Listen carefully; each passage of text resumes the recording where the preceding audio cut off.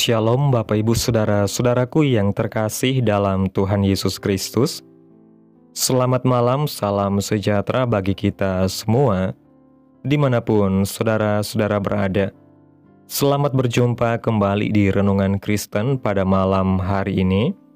Kiranya kekuatan dan sukacita oleh Roh Kudus melimpah dalam hati dan kehidupan saudara semua. Dan semoga saudara semua dalam keadaan sehat selalu. Pada malam hari ini, sebelum kita mendengarkan renungan firman Tuhan, mari terlebih dahulu kita berdoa.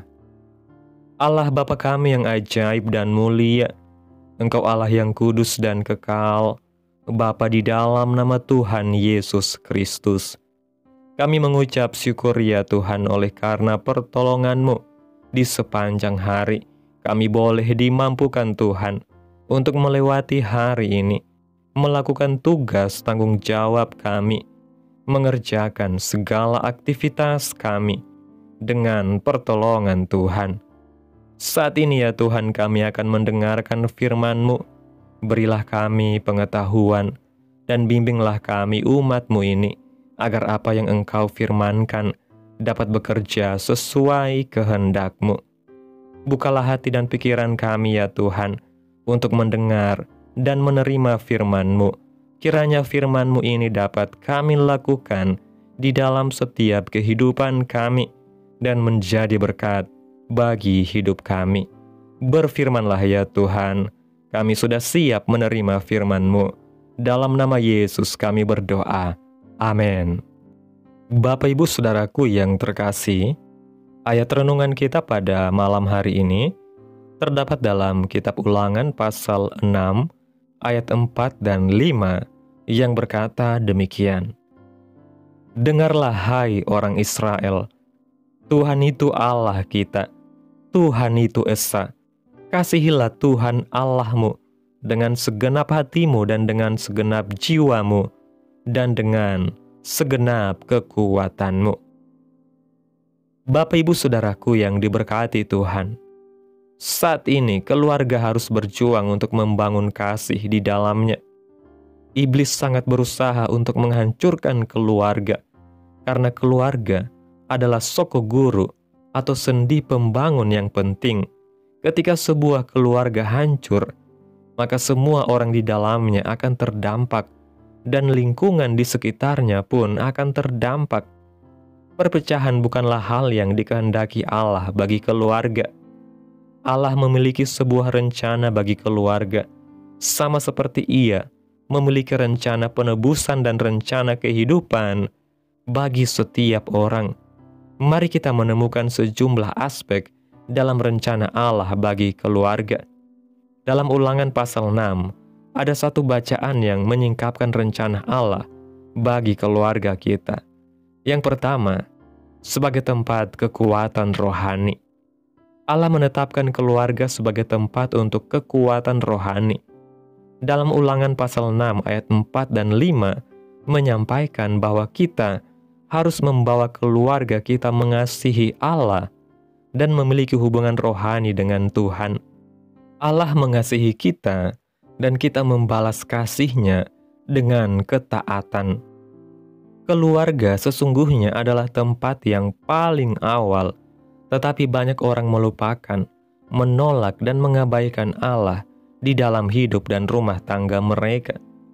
Ketika ada kasih Tuhan di dalam keluarga, maka orang-orang di dalamnya akan menjadi pribadi yang kuat dimanapun dia berada, dalam masyarakat dan lingkungan di sekitarnya. Karena itulah setiap anggota dalam keluarga harus menyadari tentang pentingnya membangun kekuatan dalam keluarga. Yang kedua, sebagai tempat untuk kebenaran ilahi. Semua perintah, undang-undang, dan penghakiman dari Tuhan perlu diperhatikan dan diajarkan kepada setiap generasi. Dalam ayat 6, berbicara mengenai perintah yang begitu penting, dan ayat 7 menyatakan bahwa kita harus mengajarkan perintah-perintah tersebut kepada anak-anak kita. Allah bukan hanya harus kita kasihi dan sembah, tetapi kata-kata, perintah, dan iman kepada Tuhan harus diajarkan di dalam rumah kita. Iman kepada Allah yang hidup di dalam kehidupan keluarga dan bangsa kita sedang dipertaruhkan. Kata mengajarkan berarti mengasah, menajamkan. Seperti seseorang yang menajamkan pisaunya supaya lebih efektif, maka pengajaran akan menajamkan pikiran, hati, dan karakter anak-anak kita dengan kebenaran ilahi. Para orang tua harus menerima tanggung jawab ini. Ini tidak dapat dialihkan kepada orang lain. Ini sepenuhnya disandarkan di bahu orang tua. Pengajaran tentang keyakinan adalah salah satu di antaranya. Mengajarkan firman Allah secara konsisten dan dalam keteladanan merupakan tanggung jawab orang tua supaya kerohanian anak-anak terpelihara. Yang ketiga, sebagai tempat untuk karakter Kristiani. Allah merancang keluarga sebagai tempat untuk mengembangkan karakter Kristiani. Sebagaimana terdapat di dalam Efesus pasal 6 ayat 4, di sana mengajarkan bahwa didiklah mereka di dalam ajaran dan nasihat Tuhan. Pengembangan karakter menuntut pelatihan dan keluarga menyediakannya sejak masa bayi hingga dewasa. Pengembangan karakter menuntut disiplin. Seorang anak tidak akan memiliki panduan arah apabila disiplin tidak dipraktekkan. Disinilah rasa hormat terhadap otoritas dipelajari. Dan disinilah kita belajar menerima dan memahami satu sama lain, serta hidup bersama orang lain. Firman Allah jelas berbicara mengenai perlunya mempraktekkan disiplin. Anak-anak membutuhkan rasa aman yang ditimbulkan oleh disiplin.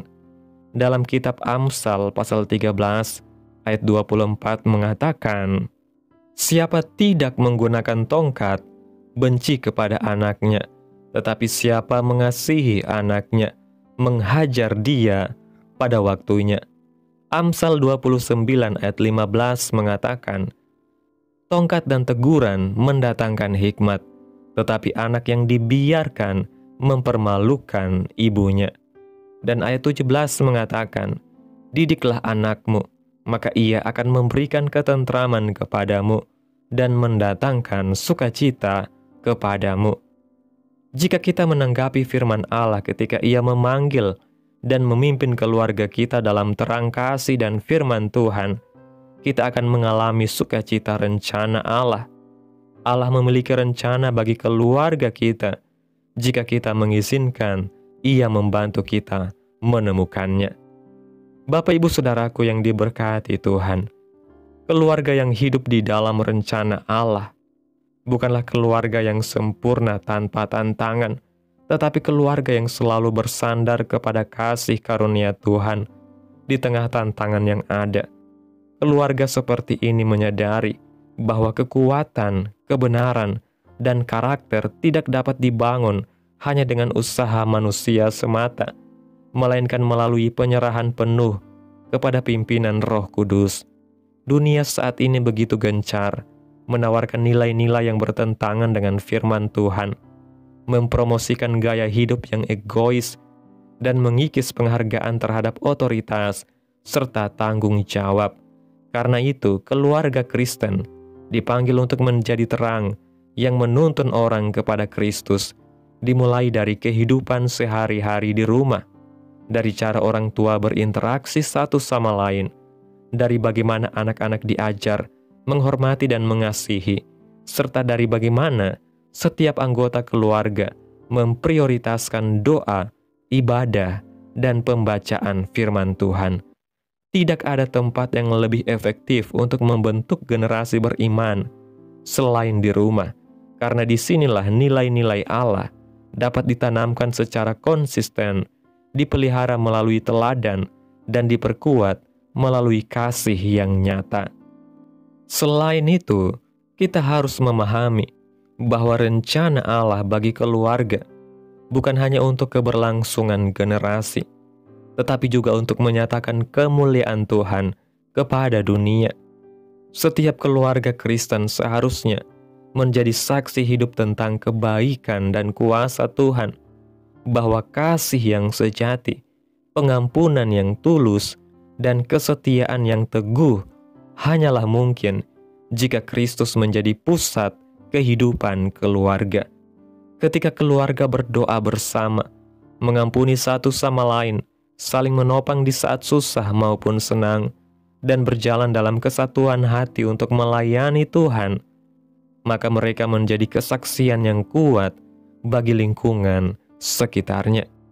Itulah sebabnya iblis berusaha keras memecah belah keluarga, karena ia tahu keluarga yang dipenuhi kasih Tuhan akan menjadi benteng yang sulit ditembus.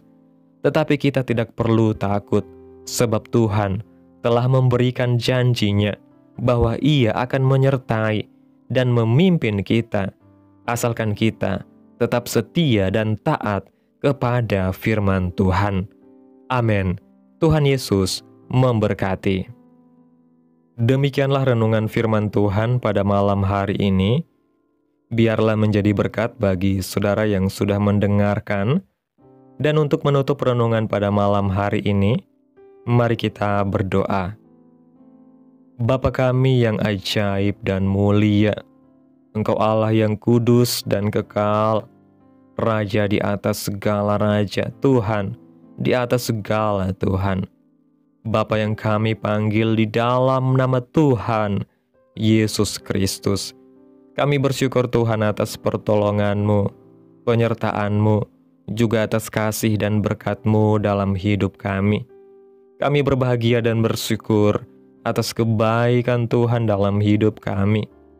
Terima kasih ya Tuhan buat penyertaan-Mu di sepanjang hari yang telah kami lewati. Hingga pada malam hari ini, kami boleh bersyukur lagi di hadapan Tuhan melalui doa dan renungan pada malam hari ini. Terima kasih Tuhan Yesus buat firman-Mu hari ini yang telah kami dengarkan. Terima kasih untuk rencana indah-Mu bagi keluarga kami. Kami bersyukur karena Engkau menjadikan keluarga kami sebagai tempat kekuatan rohani, kebenaran ilahi dan pembentukan karakter Kristiani. Ampuni kami bila sering mengabaikan perintah-Mu atau lalai menanamkan firman-Mu di tengah rumah tangga kami.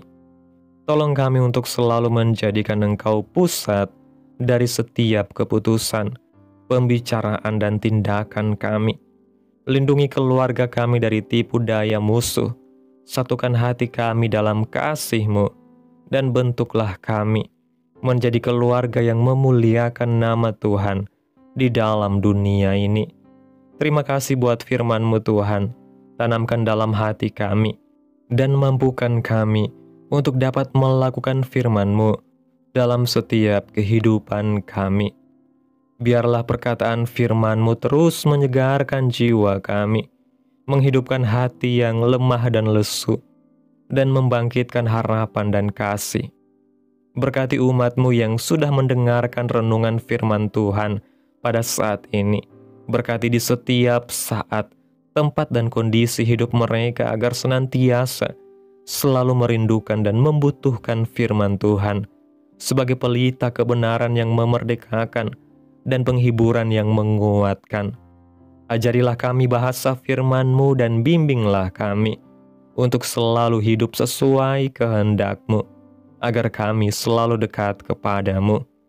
Kiranya Engkau terus memberkati kehidupan kami, keluarga kami, sanak saudara kami, daerah tempat tinggal kami, bangsa dan negara kami, pemerintah-pemerintah kami. Biarlah semuanya dalam perlindungan-Mu ya Tuhan, dan jadilah sesuai kehendak-Mu yang terbaik dalam kehidupan kami. Hamba berdoa ya Tuhan, buat umat-umat-Mu yang sudah mendengarkan renungan firman Tuhan pada hari ini, yang saat ini sedang mengalami sakit penyakit, pergumulan masalah, kebutuhan ekonomi. Kiranya Tuhan jamah kehidupan umat-umat-Mu. Tuhan sembuhkan sakit penyakit mereka. Tuhan pulihkan keadaan umat-umat-Mu. Memberkati perekonomian mereka ya Bapa, serta berikan jalan keluar dalam setiap pergumulan masalah yang umat-umat-Mu sedang hadapi. Dan ajarlah kami ya Tuhan, untuk selalu berharap dan terus percaya sepenuhnya hanya kepada Tuhan Yesus. Pada malam hari ini ya Tuhan, kami akan beristirahat dalam tidur kami. Tutup bungkus kami oleh kuasa-Mu. Hindarkan kami dari segala kecelakaan, mara bahaya, sakit penyakit orang-orang jahat, kuasa-kuasa kegelapan iblis, bencana-bencana alam, hal-hal yang tidak kami inginkan. Tuhan singkirkan, Tuhan jauhkan, Tuhan hancurkan, hanya di dalam nama Yesus. Kiranya Engkau sertai dan lindungi kami di sepanjang malam ini, sehingga kami boleh bangun besok pagi dengan tubuh yang sehat, kuat, serta diberkati Tuhan. Terima kasih ya Tuhan Yesus yang baik. Inilah yang menjadi doa kami. Mari kita berdoa. Bapa kami. Bapa kami yang di surga, dikuduskanlah nama-Mu, datanglah kerajaan-Mu, jadilah kehendak-Mu di bumi seperti di surga. Berikanlah kami pada hari ini makanan kami yang secukupnya, dan ampunilah kami akan kesalahan kami, seperti kami juga mengampuni orang yang bersalah kepada kami. Dan janganlah membawa kami ke dalam pencobaan, tetapi lepaskanlah kami daripada yang jahat, karena Engkaulah yang mempunyai kerajaan dan kuasa dan kemuliaan sampai selama-lamanya. Amin. Mari kita terima berkat Tuhan. Tuhan memberkati engkau dan melindungi engkau. Tuhan menyinari engkau dengan wajah-Nya dan memberi engkau kasih karunia. Tuhan menghadapkan wajah-Nya kepadamu dan memberi engkau damai sejahtera. Terimalah berkat Tuhan di dalam nama Tuhan Yesus Kristus. Amin. Selamat malam, selamat beristirahat. Tuhan Yesus memberkati.